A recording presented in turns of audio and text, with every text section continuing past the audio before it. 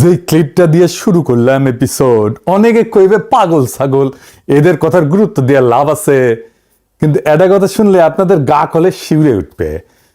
ইন্ডিয়ার একজন সাবেক জাতীয় নিরাপত্তা উপদেষ্টা বোর্ডের সদস্য, যে লোক ইন্ডিয়ার পরমাণু নীতি লেখার দলে ছিল, সে প্রকাশ্যে নিজের নামে লিখে দিছে বাংলাদেশের রংপুর বিভাগটা ভারতের দখল করে নেওয়া উচিত। কি ভয়ঙ্কর কথা! কোনো রাগঢাক নাই, কোনো ইঙ্গিত না, সরাসরি শিরোনাম লিখেছে। দেখেন, ইংরেজি যেহেতু লিখেছে ঠিকই লিখেছে না। বাংলাতে হচ্ছে যে শিলিগুড়ি করিডোর চওড়া করো, বাংলাদেশের রংপুর বিভাগ দখল করো। চিন্তা করেন কি হইতেছে। আর আমগারে সরকার বসে বসে আঙুল চুষিচ্ছে। আগে বুঝে নেই চিকেন নেক জিনিসটা আসলে কি, শিলিগুড়ি করিডোরটা কি। আগে শুনিছেন, তাও আবার বলি, শুনলে তো অসুবিধা নাই। এটা দেশে একটু দেখান ম্যাপে। ইন্ডিয়ার উত্তর পূর্বের 8টা রাজ্য, আসাম, মেঘালয়, ত্রিপুরা, মণিপুর, মিজোরাম, নাগাল্যান্ড, অরুণাচল, সিকিম, এই পুরা অঞ্চল মূল ভারতের সাথে জোড়া লাগানো আছে এটা সরু গলার মতো জমি দিয়া। নাম শিলিগুড়ি করিডোর বা চিকেন নেক। ডাক নাম হইতেছে চিকেন নেক, মুরগির গলার মতো আর কি। কত সরু জানেন? সবচেয়ে সরু জায়গাটা 20 থেকে 22 কিলোমিটার। এই সরু গলাটার এক পাশে নেপাল, আর এক পাশে ভুটান, আর নিচে বাংলাদেশ, আর একটু উপরে চীনের চুম্বি উপত্যকা। এই গলা যদি কেউ একবার চাইপা ধরে, ভারতের 8টা রাজ্য মূল ভারত থেকে বিচ্ছিন্ন হয়ে যাবে, এক কোপে মাথা আলাদা। এই কারণে ইন্ডিয়া এই করিডোরটা নিয়ে সবসময় আতঙ্কে থাকে। এই জন্য ইন্ডিয়ানরা একটা ভয়ঙ্কর সমাধানের কথা বলা শুরু করলো। সমাধানটা কি? দুর্বল গলা চওড়া করতে হবে। কেমনে? বাংলাদেশের জমি কাইটে নিয়ে। এইবার আসেন ওই লোকের কথায়, যার কথা দিয়ে শুরু করেছিলাম। ভারত কারনাদ নাম। উই কোনো পাগল না, পাগল ছাগল না, কোনো ইউটিউবের গরম গরম বক্তাও না। নয়াদিল্লির সেন্টার ফর পলিসি রিসার্চের সিনিয়র ফেলো, ইন্ডিয়ার প্রথম জাতীয় নিরাপত্তা উপদেষ্টা বোর্ডের সদস্য, পরমাণু এইটার নীতি এটা লেখার দলে ছিল ওই লোক। নিজেকে পরিচয় দেয় ভারতের সবচেয়ে অগ্রগণ্য রক্ষণশীল স্ট্র্যাটেজিস্ট বইলা। তো এই লোক লিখলো, হুবহু শুনেন কি লিখলো। ওই লিখলো, ইন্ডিয়ার উচিত সামরিকভাবে বাংলাদেশের রংপুর বিভাগটা ছিনায় নেওয়া আর সীমান্তটা সোজা করে ফেলা, বালুরঘাট গাইবান্ধা রেখা বরাবর। ওই রেখাটা মনে রাখেন, ওই জায়গায় ফিরে আসবো। বালুরঘাট গাইবান্ধা রেখাটা মনে রাখেন। তার ভাষায়, করিডোর চওড়া করা এখন জাতীয় নিরাপত্তার অপরিহার্যতা। কিভাবে দখল করবে? কারনাদ 2টা পথ বলে দিচ্ছে। প্রথম পথ হইতেছে ভদ্রভাবে কিনে নেওয়া। লিখছে, ভারত ইন্ডিয়া ঢাকাকে প্রস্তাব দিতে পারে 16,000 বর্গ কিলোমিটার রংপুর বিভাগটা 10 থেকে 20 বিলিয়ন ডলারে কিনে নিবে। বাংলাদেশের তো 104 বিলিয়ন ডলার ঋণ। এই টাকা দিয়ে নাকি সেই ঋণের বোঝা কিছুটা কমবে। ওই নাম দিছে এটাকে লুইজিয়ানা পারচেজ, মানে আমেরিকা ফ্রান্সের কাছ থেকে লুইজিয়ানাটা কিনে নিয়েছিল ওই আর কি। তো যদি ঢাকা রাজি না হয়, তাহলে দ্বিতীয় পথ সামরিক অভিযান, সোজা বাংলায় যুদ্ধ করে কেড়ে নেওয়া। কিন্তু এর মধ্যে সবচেয়ে ভয়ঙ্কর অস্ত্রটা হইতেছে, সে বলতেছে রংপুর বিভাগে মানুষ থাকে প্রায় 1,80,00,000। কারনাদ এই মানুষগুলোকে নিয়ে কি লিখছে জানেন? লিখছে এই জনগোষ্ঠীকে সামরিক অভিযানের অংশ হিসেবে বাংলাদেশের ভেতরে ঠেলে দেওয়া উচিত। শুধু তাই না, আরো এক ধাপ আগায় বলছে জনসংখ্যা বিনিময়ের প্রস্তাব দিছে। বাংলাদেশের 1,30,00,000 যে হিন্দু আছে, তাদের আর রংপুরের 1,80,00,000 মুসলমানের মধ্যে অদল বদল করে ফেলা হোক। মানে বাংলাদেশ হয়ে যাবে পুরোপুরি মুসলমানের দেশ, আর রংপুর হয়ে যাবে হিন্দুর দেশ ভারতের। বুঝে চাও? ভাবেন একবার, একজন সাবেক রাষ্ট্রীয় নিরাপত্তা উপদেষ্টা প্রকাশ্যে একটা প্রতিবেশী দেশের ভূখণ্ড দখল আর কোটি কোটি মানুষকে জোর করে উৎখাত করার কথা লিখতেছে। আর আমাদের সরকার বসে আছে চুলে আঙুল চুষিচ্ছে। এটা একটা লোকের কথা না, এটা একটা প্যাটার্ন। আসেন একটা একটা করে দেখি, তারিখ মিলায়। প্রথম লেখা 2024 সালের 9 ডিসেম্বর। দিনটা মনে রাখেন। এই দিন ইন্ডিয়ার পররাষ্ট্র সচিব বিক্রম মিশ্রি ঢাকা এসেছিল। এসে ওয়াকারুজ্জামান প্রভুপাদের সাথে গোপনে মিটিং করে গেছিল প্রফেসর ইউনূস সরকারের আমলে। এবার ওই দিনই ওই স্বরাজ্য ম্যাগাজিনে সাবেক এডিটোরিয়াল ডিরেক্টর জগন্নাথ একটা লেখা চাপলো, শিরোনাম বাংলাদেশের হিন্দুদের জন্য কেন ভারতের দ্বিজাতি তত্ত্ব সমাধানে মনোযোগ দেওয়া উচিত।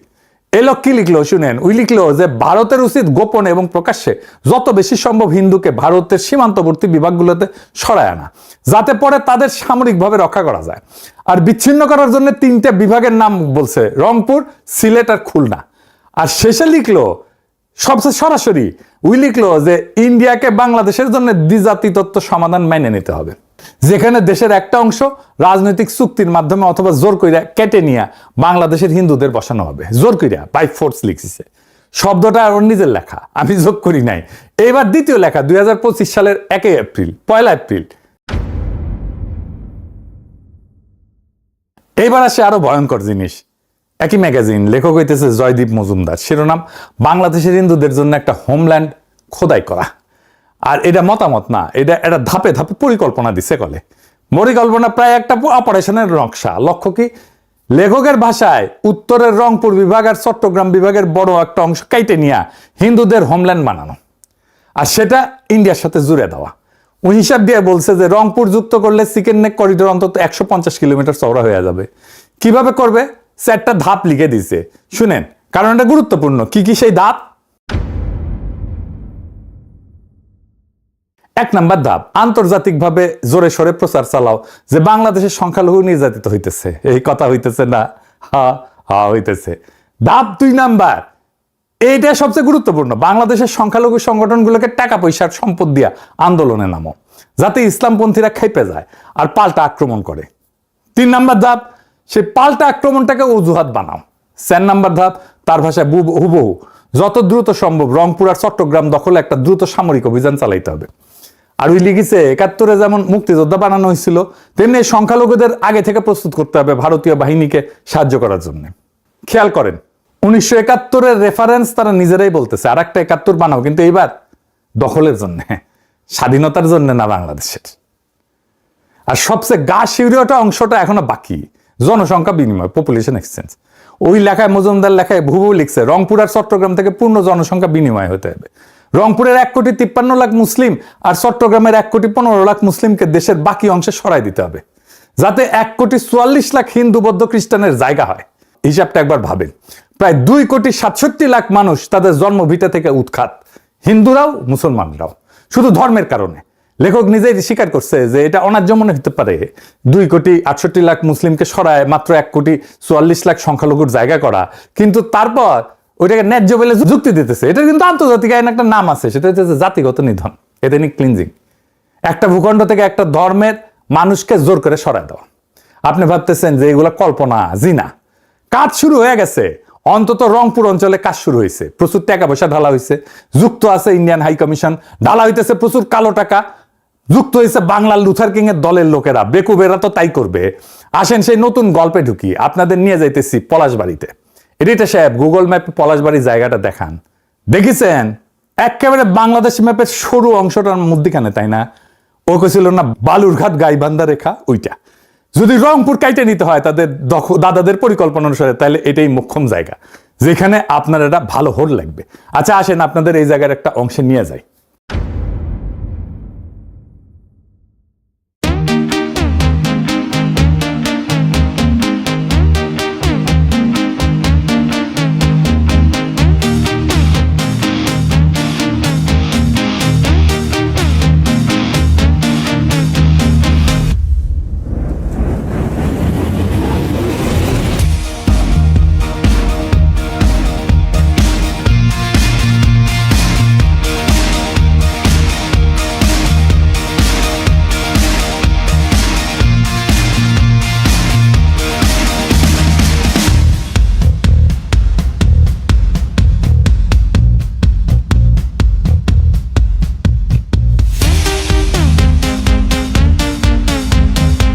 দেখেছেন, এটা হইতেছে পলাশবাড়ির রাধা গোবিন্দ মন্দির।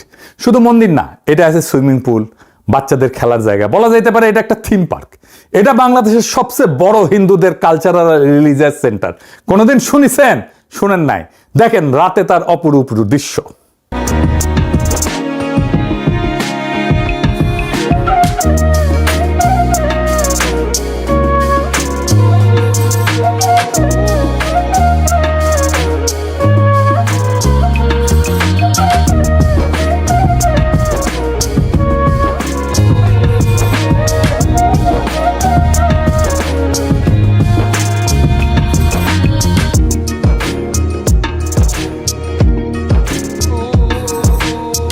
দেখেছেন, ঠিক এই জায়গায় একটা সুবিশাল রাম মূর্তি হইতেছে, ভারতীয় সহকারী হাই কমিশনার উদ্বোধন করেছে।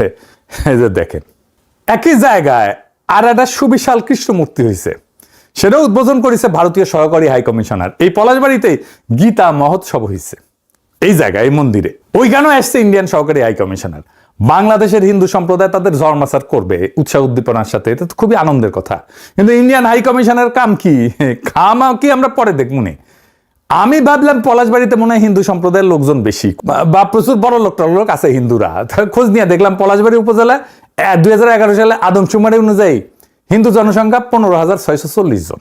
সেই সময় উপজেলার মোট জনসংখ্যা ছিল 2,44,792 জন, মুসলিম 2,29,030 জন, হিন্দু 15,640 জন। অর্থাৎ হিন্দু জনসংখ্যা ছিল মোট জনসংখ্যার 6.4% আর মুসলিম 92.48%।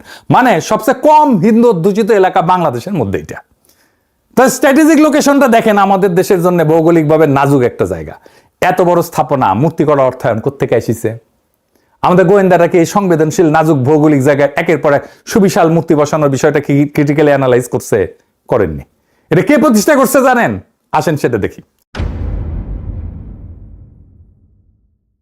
হরিদাস চন্দ্র তরণী দাস, আরো নাম আছে, সেটা পরে দেখবো।